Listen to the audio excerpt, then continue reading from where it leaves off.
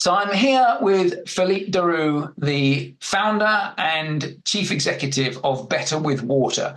And Better with Water serves those communities that are at the very bottom of the poverty pyramid. Philippe, wonderful to you to be with me. Thank you for joining us. Thank you. And let's start by asking you, tell me the story. What is Better with Water? What do you do?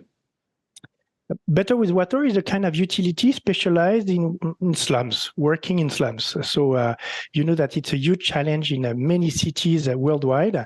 It's growing, the cities are growing, and we really serve the last mile people, those who usually are not part of the urban planning, are not part of the clients, like regular clients of water operators. And we go and serve them. We'll talk about those in a minute. Just give me a sense of the scale. How many people do you serve and in which parts of the world? We serve every day 60,000 people. So you see, still small, but growing, in 28 slums of the Philippines, Manila, Cebu, Tacloban, Bangladesh. We work in Dhaka and Chattogram city. Again, so that's good to understand who you're serving. Now, give me a sense of the organizational structure. How many people work for Better with Water and where are they based? We are 160, so we are a small multinational with 10 people in the HQ in France, and then the rest of the team based, of course, locally. 35% of them come from the area of intervention, meaning the plumbers, the collectors, the community facilitators. So we hire people from the slum. So we also create jobs. Wonderful. That is such a beautiful story, isn't it? And of course, 60,000 people out of all the slums that are out there, we've got a very long way to go. Right. And is it water and sanitation the services that you provide? It's water first, which is the entry point. And it's very important to know that it is water at home. We do tap water because most of the project in slum, usually you have communal faucet managed by the community. And we believe that the community, they cannot manage complex services. Of course, they should support the utility. But when it comes to manage, meters, pumps, water tanks, the maintenance and everything, the community should not be in front line. It should be a business.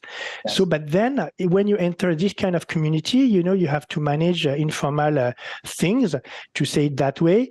And of course, you need to have a social development work, which is very important. So it's a kind of hybrid structure where we put together the water at the utility and then social development, social services, such as hygiene, such as firefighting, which is key, such as waste, cleanliness of the environment, and sanitation. Sorry, social firefighting? What do you mean actual firefighting?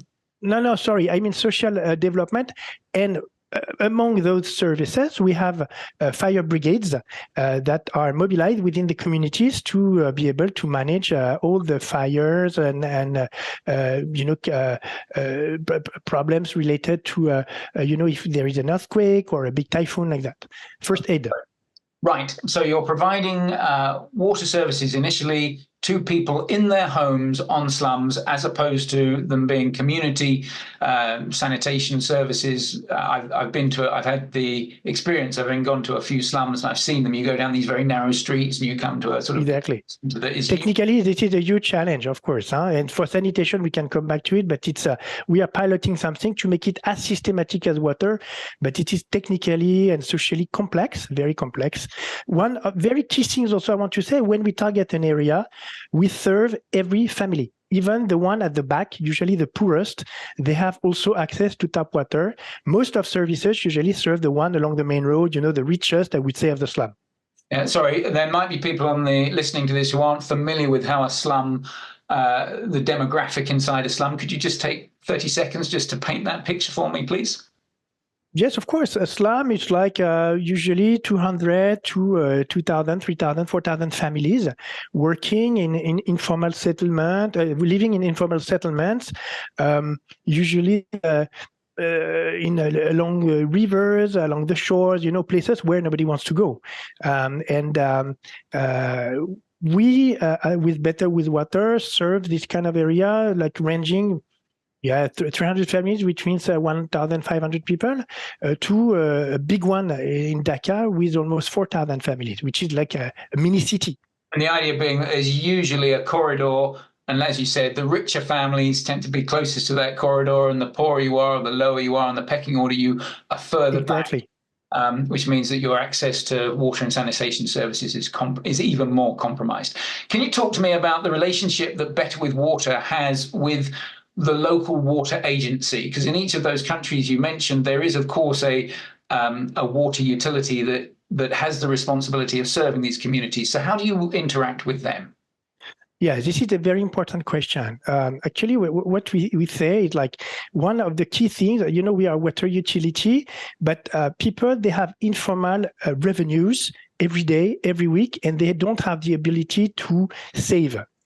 So my background is microfinance, and we implemented the techniques of microfinance in this water utility, meaning, and I will come back to your question, that you have a billing, a meter reading and billing every day or every week.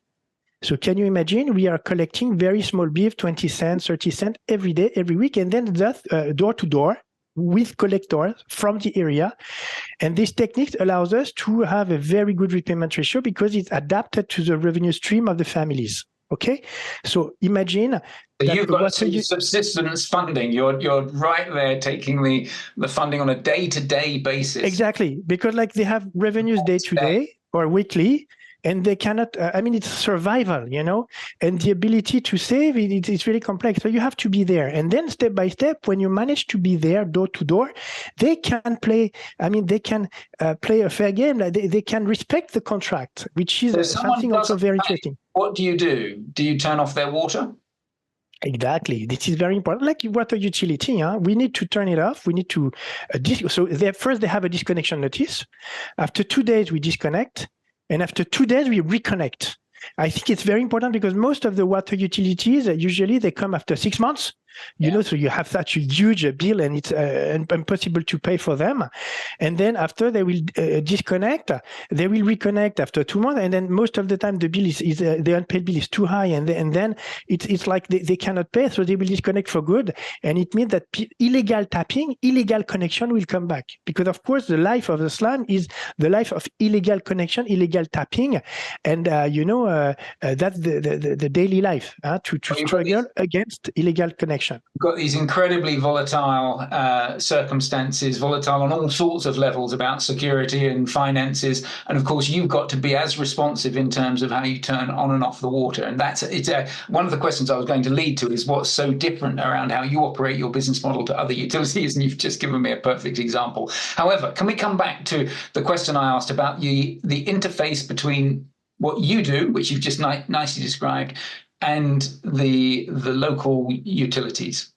Now that you understand our difference between the meter reading, the billing, and the connection, disconnection like that, and the daily presence and proximity with this population, then you can understand how we can relate. Because a classical water utility, of course, they cannot manage that. This is not their own standard.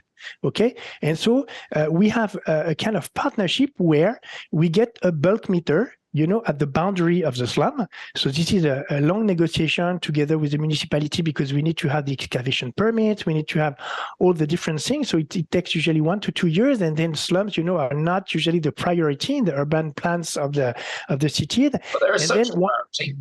Sorry? They're a social priority. Yes, but anyway, it's complex. It takes time, and this is also our, I would say, our know-how is really to put all stakeholders around the same table: community, municipalities, water operators. And so once we negotiate all of that, we have a bulk connection, and we try to negotiate a kind of discount price. And then after, we put our pipes, networks with a specific design adapted to slums inside. We are the one to invest, we are the one to operate, we are the one to maintain. And then at the bulk, we are the client of the water operator. So it's a very good win-win contract because, of course, they are increasing their sales, their margin. They have 100 repayment ratio. We pay on time rather than, 10 families paying not on time and then so many tapping illegally. So you have to know that the non-revenue water, which is the key thing also for water operator and for us, before we come, it's like 80%, 60%. Because of illegal tapping rather than exactly leaks, illegal tapping. 80%, very commonly. So when we come, They from 80% of water loss to zero.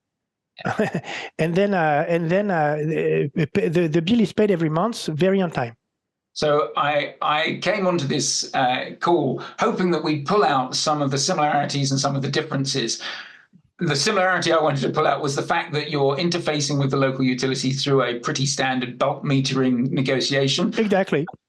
And the differences, the two differences I wanted to pick up on was one, the volatility of how you have day-to-day billing, because that's when your clients actually have the finances to pay. And secondly, that non-revenue water is mostly, I don't know whether you're able to quantify it, mostly through illegal tapping. Exactly. Before and then after, when we come and put our own pipes and with cluster meters like that, I mean, specifically designed to avoid that. Our network, we are around 6 to 7% of non-revenue water, so it's very very good, huh? And knowing the context. You think that 6-7% is, well, it's partly because the distances are very short, or relatively short compared to what might be. And it's also, yes, I agree with you, but at the same time, it's very also very much because we have this proximity. We have our collectors, plumbers every day around, and they know us, so the temptation to steal the water is a bit lower. This proximity, this personal relationship with the collectors, and also this ability to check regularly. We have a very good software. We develop a very efficient software, allows us to be fast, to react. This is the key. In these moving places, because slum, you have everyday new houses, you have everyday extensions. It's really moving. It's you have to know that it's not something fixed, like a CBD somewhere else where things are more stable. We're running out of time, but can you? Are there any other major differences that you serving this bottom of the pyramid, people who are living on the bottom of the pyramid, and what you've learned? Any other major differences? Imagine you're listening to this and you work in a conventional high-income country water utility. Any other points that you think they should be shared? The other key point is that if you want to enter such kind of areas, you need to work the social side, meaning to say you cannot enter such an area without community mobilization, community empowerment, without social activities, because like when you enter, the first, I would say, stakeholder would be the mafia. Would be the what we call the traditional leaders, and sometimes they don't want you to enter. So you have to empower everyone to be able to say that, especially women, you will talk to the leaders, you will talk to your husband, so that they will give up with their illegal tapping things, and let Better with Water enter, because we will have a much cheaper water at home.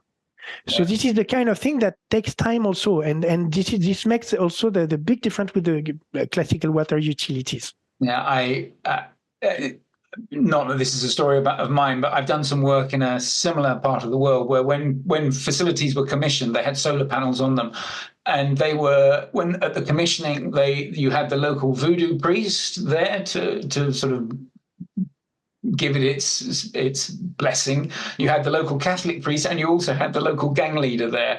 And it was the gang leader who was probably the most important, because that was what ensured that no one was going to mess with this facility. And we have to talk with everyone. So I talk to them, and our team talk to everyone. And then we believe that everyone in the end can also work for the common good, especially if they have the with a gentle pressure of their wife working with. Right. Brilliant. Philippe, it is a wonderful pleasure speaking with you. Thank you for taking the time today to share that insight. Because of time, I'm not going to talk about sanitation, but I might well come back to you to do a sanitation bit, because the sanitation side... It's a long story also. Brilliant. Thank you very much, Philippe. Thank you so much, Piers. Thank you. Bye-bye.